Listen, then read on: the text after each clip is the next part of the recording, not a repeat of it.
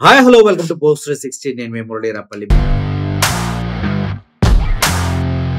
మీ అందరికీ తెలుసు 2024 లో జరిగిన సార్వత్రిక ఎన్నికలపైన చాలా అనుమానాలు ఉన్నాయి. ముఖ్యంగా ఆంధ్రప్రదేశ్ లో జరిగినటువంటి ఘోరమైనటువంటి ఎన్నికలని ఇప్పటి వరకు ఎప్పుడు కూడా చూస్తుంటారు. ప్రజలంతా మాకు జగన్మోహన్ రెడ్డి కావాలంటూ ఓట్లేస్తే చివరికి ఈవీఎం మిషన్స్ ఆ ఓట్లను తారుమారు చేసేసి జగన్మోహన్ రెడ్డి ప్లేస్ లో కొంతమందిని తీసుకొచ్చి నిలబెట్టినాయి అనటంలో ఎటువంటి ఆశ్చర్యం లేదు అంటున్నారు. ముఖ్యంగా ఆంధ్రప్రదేశ్లో జరిగినటువంటి ఎలక్షన్ని ఇమీడియట్ గా క్యాన్సిల్ చేసి మళ్ళీ రీపోలింగ్ కండక్ట్ చేయాలన్నది ఇప్పుడు గట్టిగా వినిపిస్తున్నటువంటి నినాదం. రీపోలింగ్ చేయాలి ఆంధ్రప్రదేశ్లో.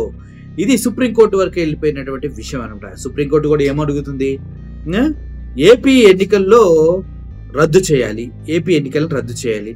ఈసీ తీరుపై తీవ్రంగా ఆగ్రహంలో ఉన్నటువంటి సుప్రీంకోర్టు. ఎందుకంటే దగ్గర 53 లక్షల ఓట్లు తేడా వచ్చింది. ఎలా తేడా వచ్చింది, ఎందుకు వచ్చింది, ఈ విషయాలన్నీ క్లియర్గా సుప్రీంకోర్టు క్షుణ్ణంగా పరిశీలిస్తుంది. ఇప్పటికే వైఎస్ఆర్సీపీ పార్టీ వాళ్ళు కేసు వేయడం జరిగింది. దానికి ఈసీ పిలిచి మాట్లాడటం జరిగింది. దానికి సంబంధించిన ఆధారాలు ఏవి సబ్మిట్ చేయకుండా గాలి కబుర్లు చెప్పి పంపించేయడం కూడా జరిగింది. కానీ సుప్రీంకోర్టులో వేసిన కేసులు మాత్రం అలాగే ఉన్నాయి. దగ్గర 53 లక్షల ఓట్లు ఎక్కడి నుంచి వచ్చాయి? 5 తర్వాత జరిగిన పోలింగ్ లో ఎలక్షన్ కమిషన్ ఫస్ట్ రోజు చెప్పిన నెంబర్లకి, అదేవిధంగా కౌంటింగ్ రోజు చెప్పిన నెంబర్లకి దగ్గర 53 లక్షల ఓట్లు తేడా వస్తుంది. 53 లక్షల ఓట్లు అంటే ఎక్కడి నుంచి తీసుకొచ్చారా అంటూ ఈ ఎలక్షన్ కమిషన్ ని సుప్రీంకోర్టు అడుగుతూ ఉంది. నిజం చెప్పాలంటే ఆంధ్రప్రదేశ్ లో జరిగినంత అన్యాయం వేరే స్టేట్ లో కూడా జరిగింది. హర్యానా దగ్గర నుంచి మొదలు పెట్టుకుంటే రేపు జరగబోయే బీహార్ ఎలక్షన్స్ వరకు కూడా సేమ్ ప్యాటర్న్ ని రన్ చేస్తూ ఉన్నారు బీజేపీ నాయకులు. ఎందుకంటే వాళ్ళకి గెలవరన్న విషయం తెలుసు. ఎందుకంటే అయోధ్యలో టెంపుల్ కట్టిన తర్వాత బీజేపీ అయోధ్య మొత్తంలో గెలిచేస్తుంది అనుకున్నారు కదా, కానీ అక్కడ కూడా దారుణంగా ఓడిపోయింది. అదే పరిస్థితి అన్ని రాష్ట్రాల్లో ఉంది. కాబట్టి ఫస్ట్ ఎలక్షన్ కమిషన్ ముందడిగేసి అక్కడికి వెళ్ళి ఓట్లుని మేము సర్వే చేస్తాం, ఓట్లు కొత్త ఓట్లు ఉంటే యాడ్ చేస్తాం, పాత ఓట్లు దొంగ ఓట్లు ఉంటే తీసేస్తామని ఆయా ప్రదేశాలకు, హర్యానా, మహారాష్ట్ర ఈ ప్రదేశాలకు వెళ్ళి అక్కడ ఓటర్ల లిస్ట్ ని తారుమారు చేసేసి కొత్తగా 30,000 నుంచి 50,000 ఓట్లు ఒక్కొక్క కాన్స్టిట్యున్సీకి పెంచుకుంటూ వెళ్తున్నారు. అది కూడా అటు బంగ్లాదేశ్ నుంచి అదేవిధంగా వీళ్ళని తీసుకొచ్చి ఇక్కడ పెట్టేస్తున్నారు అనమాట. పెట్టేసి వాళ్ళకి ఓట్లు టెంపరీగా క్రియేట్ చేసేస్తున్నారు. దానికి మళ్ళీ చూడండి, Aadhaar card, voter card, ration card ఉండొద్దు. అవి వాళ్ళకి ఉండవు కదా, వాళ్ళు ఇమీడియట్ గా అక్కడ నుంచి వచ్చేస్తారు. అక్కడ నుంచి వచ్చేసి ఇక్కడ ఉంటారు. ఇక్కడ ఉన్న వాళ్ళకి ఆధార్ కార్డు కానీ, ఓటర్ కార్డు కానీ, రేషన్ కార్డు కానీ ఉండవు. కాబట్టి వెంటనే వాళ్ళని ఏం అవసరం లేదు, మీ దగ్గర డ్రైవింగ్ లైసెన్స్, బొక్కో భోషణం, కరెంటు బిల్లు ఉంటే చాలని వాళ్ళకి ఓటర్ కార్డులు ఇచ్చేస్తారు, కొత్త ఓటర్ కార్డులు. వాళ్ళు ఎలక్షన్ టైంలో కపా గుద్దేసి మళ్ళీ తట్టాబుట్ట సర్దుకొని నెక్స్ట్ స్టేట్ లో ఎలక్షన్స్ ఎక్కడ ఉన్నాయో అక్కడికి వెళ్ళిపోతూ ఉంటారు. ఎంత పెద్ద మాఫియా! ఈ మాఫియా జరుగుతూ ఉన్న క్రమంలోనే సుప్రీంకోర్టు ఇటువంటి వ్యాఖ్యలు చేయడం చాలా ఆనందానికి తావిస్తుంది. దగ్గర 53 లక్షల ఓట్లు ఎక్కడి నుంచి వచ్చాయని ఈసీని చెప్పుతో కొట్టినట్టు లెఫ్ట్ అండ్ రైట్ వాయించి మరీ అడుగుతూ ఉంది. ముఖ్యంగా చెప్పాలంటే జగన్మోహన్ రెడ్డి గారికి జరిగిన అన్యాయం అంతా ఇంత కాదు. 2024 ఎలక్షన్స్ లో అనేది ప్రతి ఒక్కరి మనసులో ఉన్నటువంటి మాట. ఆయన కష్టపడి సంక్షేమాన్ని ప్రజలకు అందించి వైనాట్ 175 అనే కాన్ఫిడెన్స్ తో ముందుకెళ్తే చివరికి అడ్డదారుల్లో ఈవీఎం మిషన్స్ ని, అదేవిధంగా ఈసీని మెయింటైన్ చేసి కూటమి, అంటే వీళ్ళు సెంట్రల్ గవర్నమెంట్ బీజేపీతో పొత్తులో ఉన్నారు కాబట్టి అక్కడ నుంచి పూర్తి స్థాయిలో ఈ దొంగ ఓటింగ్ సిస్టాన్ని ప్రభావితం చేసుకుంటూ వెళ్ళారు. బీజేపీ అదే చేస్తుంది ప్రతి రాష్ట్రంలో.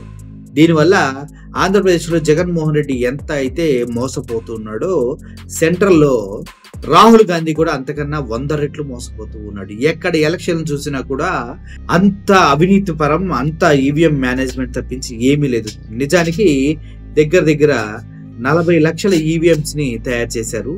ఆ 40 లక్షల ఈవీఎంస్ లో కేవలం 20 లక్షల ఈవీఎంస్ మాత్రమే ఉన్నాయి. మిగిలిన 20 లక్షల ఈవీఎంస్ ఎక్కడున్నాయి, ఎవరు ఎక్కడ పెట్టారని అటు ఎలక్షన్ కమిషన్ తెలియదంట, గవర్నమెంట్ కి తెలియదంట, మరి ఎవరికి తెలియదంట. ఎందుకు తెలియదు అంటే వాటినే డమ్మీ చేసి, వాటినే ట్యాంపర్ చేసి ఎలక్షన్ టైంలో కొన్ని బూతుల్లో వాళ్ళకి కావాల్సిన దగ్గర వాడుతున్నారనేది వాస్తవం. అది కాకుండా ఎక్కడైతే ఈవీఎం మిషన్స్ మ్యానుఫ్యాక్చరింగ్ యూనిట్ ఉందో అందులో కూడా మొత్తం బీజేపీ వాళ్ళే ఉండటం, ఈ చిప్ ట్యాంపరింగ్ చేయడంలో వాళ్ళు ఎక్స్పర్ట్స్ అయి ఉండటం, వాళ్ళంతా ఆ టెక్నాలజీని అడాప్ట్ చేసుకొని ఆ చిప్స్ని కంప్లీట్గా ఆల్టర్ చేసి మళ్ళీ కొత్త చిప్పులు అందుట్లో పెట్టేసి ఆ చిప్పుల్నే కావాల్సిన ఏ పార్టీకి నొక్కినా కూడా బీజేపీకి ఓటు పడేగా దాన్ని పూర్తి స్థాయిలో మ్యానుఫ్యాక్చర్ చేసి పంపిస్తూ ఉన్నట్టుగా వాస్తవాలు. ఇప్పటి వరకు నలుగురు సీనియర్ బీజేపీ నాయకులు ఈవీఎం మిషన్స్ మ్యానుఫ్యాక్చరింగ్ కంపెనీని ఓన్ చేసుకొని రన్ చేస్తూ ఉన్నారంటే అర్థం చేసుకోండి. అంతేకాదు ఎలక్షన్ కమిషన్లో ఉండవలసిన జడ్జి పొజిషన్ని ఈజీగా తీసి పక్కన పడేసి ఎలక్షన్ మొత్తాన్ని వాళ్ళే వన్ సైడెడ్గా నడిపించుకుంటూ వెళ్ళిపోతున్నారు. ఇది కూడా చాలా దారుణమైన విషయం. ఎందుకంటే ఎలక్షన్ కమిషను ఎప్పుడైనా కూడా ఒక జడ్జి, ఒక ప్రతిపక్షం, ఒక అధికార పక్షం, జడ్జి, వీళ్ళు ముగ్గురు కలిసే ఎలక్షన్ కమిషన్లో ఉన్న సభ్యుల్ని నిర్ణయించాలి. కానీ జడ్జిని తీసేశారు. రీజన్ ఏంటంటే ఆయన కరెక్ట్గా మాట్లాడి అన్నిటికీ అడ్డు చెప్తాడనేసి. ఇప్పుడు ఆ జడ్జి లేకపోవడం వల్ల ఇంకో వ్యక్తి బీజేపీ వాళ్ళని యాడ్ చేశారు. బీజేపీ వాళ్ళది ఎప్పుడు హై ఉంటుంది, ఎవరు కావాలంటే వాళ్ళు ఎలక్షన్ కమిషన్లో ఉంటారు. వాళ్ళు వీళ్ళకి కావాల్సినటువంటి తొత్తులుగా మరి చెత్తగా చేస్తున్నారు. ఇప్పుడు బీహార్ ఎలక్షన్స్లో కూడా జరుగుతుంది అదే. బీహార్ ఎలక్షన్లో కూడా మేము మళ్ళీ వెళ్ళి అందరు ఓట్లు లెక్కిస్తామంటే అక్కడ ఉన్నటువంటి రాజకీయ నాయకులంతా కూడా అడ్డు తిరిగి, మీరు హర్యానా వెళ్తే ఇలాగే చేశారు, మహారాష్ట్రలో కూడా ఇలాగే చేశారు, మళ్ళీ ఇప్పుడు బీహార్ వచ్చి కూడా బీహార్లో దగ్గర ఉన్నది ఎంతమంది తెలుసా? 7,90,00,000 మంది ఓటర్లు ఉన్నారు. 7,90,00,000 మంది ఓటర్లని మీరు మొత్తాన్ని సారి ఎన్నికలకి సిద్ధం చేసి వాళ్ళ ఓట్లని క్లియర్గా పరిశీలించి ఓట్లు ఉన్నాయా లేవా అని తీసేయాలంటే 1 సంవత్సరం ప్రాసెస్. ఆ సంవత్సరం ప్రాసెస్ని వీళ్ళంట 1 మంత్లో చేస్తారంట. ఈ 1 మంత్లో వాళ్ళు చేసేది ఏమి లేదు. వాళ్ళకున్న టార్గెట్ ఏంటి? కాంగ్రెస్కి సంబంధించిన ఓట్లను ఇమీడియట్గా తీసేసి వీళ్ళకి సంబంధించిన రోహింగ్యాల్ని, బంగ్లాదేశ్ సంబంధించిన వాళ్ళని 30,000 40,000 మందిని ప్రతి ఒక్క కాన్స్టిట్యున్సీకి, స్టేట్ మొత్తం కాదు ప్రతి కాన్స్టిట్యున్సీకి 30,000-40,000 మంది రోహింగ్యాల్ని దించి వాళ్ళకి ఓటర్ ఐడి కార్డులు ఇచ్చేసి రావటమే. అంటే అక్కడ మొత్తం 253 కాన్స్టిట్యున్సీస్ ఏమో ఉన్నాయి. 253 కాన్స్టిట్యున్సీలు, 253 × 30 వాళ్ళందరికీ కొత్త ఓట్లు కల్పించి రావాలి. ఆ 30 మందే బీజేపీ విజయానికి నాంది ముందడుగు అయ్యి ముందుకు తీసుకెళ్తూ ఉంటారు. ఈ విధంగా ప్రజాస్వామ్యాన్ని కాలరాస్తూ నమ్మిన సిద్ధాంతాలని, ప్రజాస్వామ్యాన్ని, రాజ్యాంగ విలువల్ని మొత్తాన్ని సర్వనాశనం చేస్తుందే ఎలక్షన్ కమిషన్. ఆంధ్రప్రదేశ్లో జరిగినటువంటి దాడిని, జగన్మోహన్ రెడ్డికి జరిగిన అన్యాయాన్ని, వైఎస్ఆర్సీపీ పార్టీకి జరిగిన మోసాన్ని ఇప్పుడు సుప్రీంకోర్టు కూడా ప్రశ్నిస్తుంది. 53 లక్షల ఓట్లు ఎక్కడి నుంచి వచ్చాయి? అంతేకాదు మొన్ననే వైఎస్ఆర్సీపీ పార్టీకి సంబంధించినటువంటి కొందరు నాయకులు వెళ్ళి ఎలక్షన్ కమిషన్తో మాట్లాడటం జరిగింది.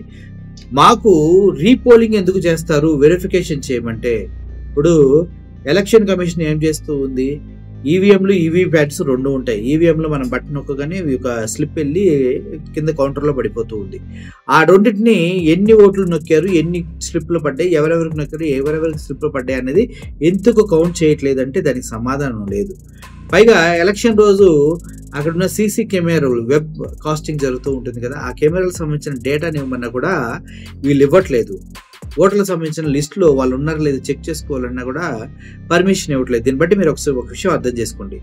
రాష్ట్ర వ్యాప్తంగా జగన్మోహన్ రెడ్డికి జరిగింది, దేశవ్యాప్తంగా కాంగ్రెస్ పార్టీకి జరుగుతుంది వెన్నుపోటు, ఘోరమైన మోసం. ఈ ఈవీఎంల ద్వారా బీజేపీ గవర్నమెంట్ వాడుతున్నటువంటి ఒక భారీ నాటకం.